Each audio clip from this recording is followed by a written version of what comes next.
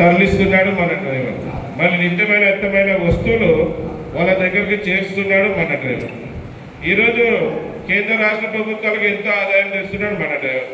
ఈరోజు మనం అందరం ఎన్నో వాడుతున్నాం. చేతిలో సెల్ ఫోన్ గారి నుంచి, తినే తిండి గారి నుంచి ప్రతి ఒక్కరు వాళ్ళ దగ్గరికి ఎలాగొస్తుంది మన డ్రైవర్ తెస్తేనే కదా, లేకుంటే రాదు.